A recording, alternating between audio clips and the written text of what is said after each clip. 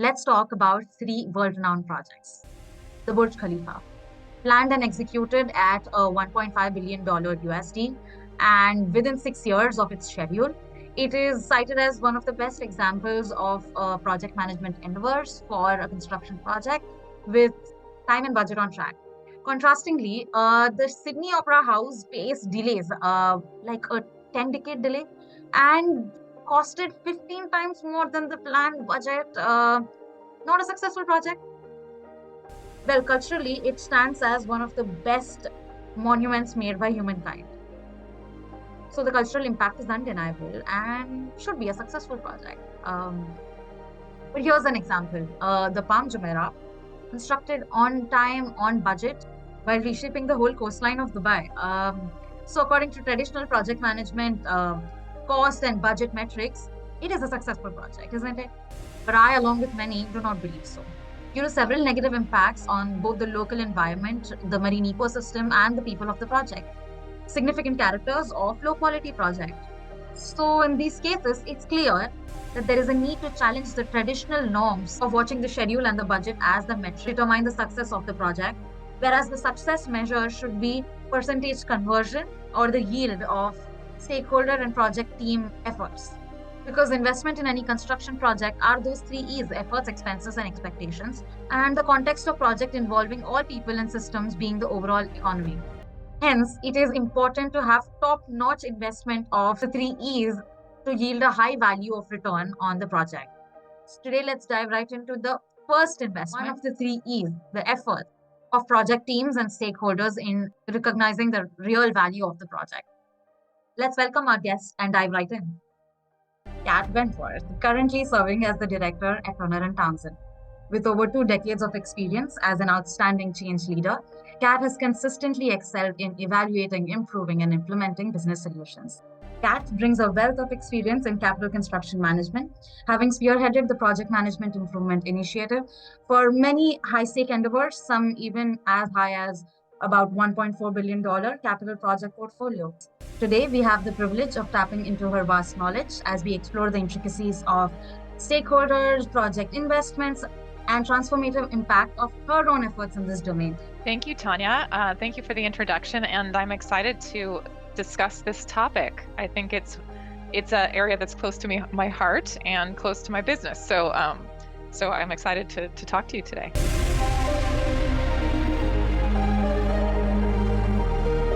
This whole episode is about efforts, and I will break it down into internal and external efforts. By internal efforts, I mean efforts invested by project teams, project managers, execution teams, and even trades. And by external efforts, say external condition, context, surrounding customers, neighborhood. So for me, understanding the similarities and distinction between internal and external efforts really helps align a project course of direction and right expenditure to feed changing expectations. So I really want to learn from you how you have navigated the intricate challenge of balancing this internal and external efforts in a project. And it would be great if you can provide an example where maintaining this equilibrium not only was a primary challenge, but also a significant contributor to the project's success. Sure. What I love about your definitions of internal and external efforts is that it puts people at the center of the project. And that's, as business transformation leaders, as change leaders, we need to keep in mind, what is the benefit of the project? And in order to do that, we need to ask people. So that's what we do, is that we talk to both external and internal stakeholders early and often throughout the project. And our first question is, what is the benefit you want to achieve? And more importantly, how will you know when you get there? Right? When we're talking about capital construction projects, benefits are measurable. They really are. They're tangible. They're measurable. They may be related in some cases to numbers. And those numbers are often tracked to people. So in real estate, you may be that the benefit of the investment is that you have increased occupancy or rent collection. If you're talking manufacturing, obviously, most of the time you're talking about increased efficiency of production. And collateral, what maybe people think of as a collateral benefit, but has a huge impact on the bottom line, is, for example, in your new in whatever you're building, this new manufacturing plant, Is there a reduced number of injuries? Do you have increased retention? And so Yes. thinking long term, do you have Right. increased retention of your workforce because it's a really safe and comfortable place to work? My heart lies with infrastructure and government. That's where I've been my whole life. And in that area, we're not talking about investor dollars. We're not talking about sales. We increase our sales and we can have capital investment. We're talking about being really excellent and responsible stewards of taxpayer dollars. The taxpayers are the users. You can't forget them, Right. right? And oftentimes in these infrastructure projects, they're not sexy, right? They're they're not what you're like, I pay my when you write your quarterly tax checks or annual tax checks, you're like, is this what I really want to be investing on? So when we're doing infrastructure projects and especially with government funds, then we're thinking about long term, something that's got to last. We don't want to come back around and say, can we get more money to fix this? So what you bring up is life cycle costs, right? Quality is very much related to this question of, are we bringing in the right people at the beginning of this? Well, I would say not even in project initiation, and pre-planning and deciding what to fund, because there's always limited resources in deciding what to fund. Are we including the right people in the conversation so that as we're commissioning, and I learned this because I was a project manager for construction projects, and I was like, commissioning's at the end, right? When I first got there, and they were like, commissioning starts in pre-planning. So what am I thinking about as I think about how to make decisions on value engineering? Every decision that I make throughout the project is thinking about that moment where I'm handing it over to the facilities team, to the operations team to do the preventative maintenance, to maintain that asset over its lifetime. And a funny story that always resonates with government folks is the issue of asset warranties, right? It's external efforts is that moment where you're like, the thing, I thought it was supposed to last longer. When did we build it? When did we get it? Where's the warranty? Oh, the person who knows where the warranties are retired and we can't find it, right? So I think that's what you're getting at in overall in focus on quality is as a change manager, or the way I express that is looking at the intended benefits, the desired outcomes from the start and keeping those front of mind throughout the project. Because bottom line, in the construction industry, we are creating some temporary discomfort with the promise, because that's uncomfortable, because it's always a decision. You could always be investing in something else. So how do we ensure, as stewards of that money, that we're always keeping in mind the reward, the benefit? That's a very nice perspective that you've brought together. I wake up every morning with the incessant noise of construction, but I think they're upgrading heat line pipes.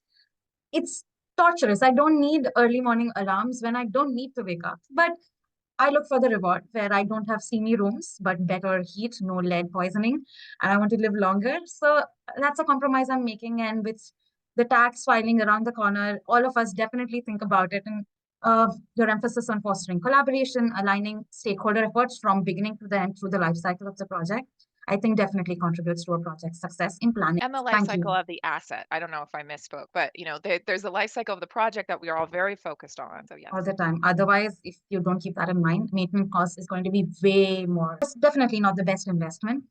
So we understand that efforts come through the life cycle of the project and even after through the operation and maintenance stages. There are two different school of thoughts that I understand, which are at polar ends of the spectrum. One that think too many cooks spoil the broth for any project, and one that think united we stand, divided we fall, or say teamwork makes the dream work. So, as a project planner, when you are focused on producing a high quality and positively impactful project, and with so many stakeholders all coming together, would you prefer the first school of thought, or are you the person who relies on a quote that says we need to work as a team no matter how many efforts, stakeholders, and ideas come together? Good question. I'm going to choose, drum roll, works makes the dream work. And and I'm going to be vulnerable and share a moment where that I was challenged with my values around teamwork, which is I did go back to school. So I don't know your viewers if they're in a demographic that have been in school recently or maybe a while ago. So I went back to school for a graduate degree, and 60 to 75% of my grades were team grades. So having not been in school for a while, that was not my, in the workforce, I'm like advocate for diverse teams. And I've read all the science about that.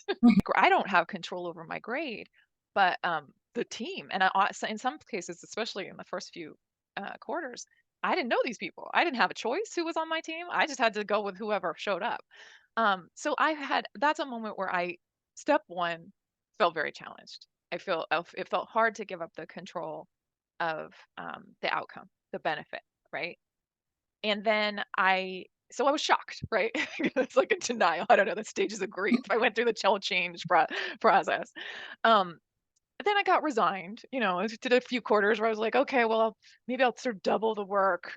And then what I really learned is that I was in graduate school with a lot of people who had different, and in many cases, more skills than I had in areas that were required to finish the projects that were required for the dream, the dream work to make to make the dream work. We had to tap into the everyone's skill set in order to achieve the best. So I think we work in a physical environment if we're talking about construction. So I think that there's, I'm going to go back to the basics on that. It's clear roles and responsibilities, clear expectations around what each team member's job is, and real transparency around what the rules are. Not in some cases we're working in a regulatory environment where there are laws, so those are rules, and then there are cultural rules of within this team, what are our expectations of each other. Yeah, so that's a physical and intellectual exercise that happens, here we are again, throughout the project life cycle. I think that the emotional efforts is something you and I have talked about a lot, and this concept of creating a culture of psychological safety within a team. The team work makes the dream work. What's that mean? In its very essence, it means everyone on the team feels like they can express a doubt or a concern, that they can make a mistake, and that they can express dissent without punishment. And there's lots of incredible work that folks are doing about how that form of punishment, because it may be overt, it may manifest as silence, it may manifest as different forms of microaggressions. So that's a challenge for teams. And the reason why I wouldn't choose the second option, which was, what was that? You sent it to me. We stand divided, we fall. Because that sounds kind of like teamwork. I was like, what's the difference there? United we stand, divided we fall, to me, has a sort of rigid pressure on dissent. Yeah. Right? It says that the divisive voice is disrupting the project. The most important decisions to stop and take more time on are the ones where everyone agrees except one person. But to me, that's like the grand majority of people agree on this decision. We're done. That's what I came to grad school with. But I learned again and again, it's when that one person is sort of brave enough to be like, hey, I don't get it. And they are either representing your future user who's not part of this sort of engineering contractor team. They're representing like a voice that's not in the room, that maybe you bring them around, but you have to take a little more time on what is your communication, how are you communicating the benefit, the value, the sacrifice, whatever you're deciding to do. More often to me, it's the person who actually knows more than everybody else in the room. You guys, I know you just want to rush through this, but this is not something we should rush through. It's going to put our schedule back later. So yeah, I thank you for that question, because there was something about it. I was like, united we stand, divided we fall. There's like this pressure to not divide the group. Yeah. Thank you. Thank you so much for bringing up your own personal moments, experiences. And I also rely on the same mantra: teamwork makes the dream work. Dream work. And I understand this irony after you spoke, actually, that you're saying that we work as a team and we have a common dream and we work towards it. But individually, we are clear that I have this role, this is my responsibility, and you're kind of open to divide yourselves into the parts that make up the whole dream, but you're still a team together and you have one thing that comes together: the emotional connection.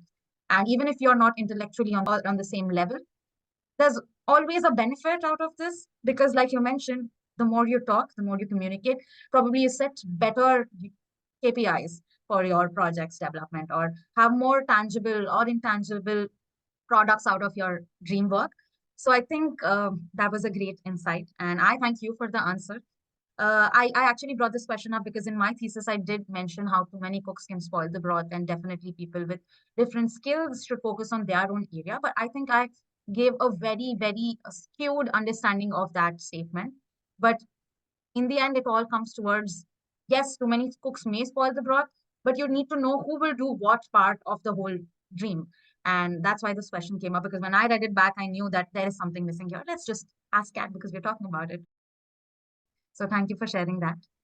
And I want to tie it all up together with this last question, which is a common question throughout the series. I have asked everyone only to gauge what the industry feels about quality as a currency in project planning. So, on a scale of 1 to 10, how urgent would you say, 10 being the highest and most urgent, how urgent would you say is the need to start identifying quality as a currency in project planning instead of your traditional approach to, say, uh, financial investment as the real currency? Well, I may be biased, but I'm going to say it's urgent. It's a 10 out of 10 urgency.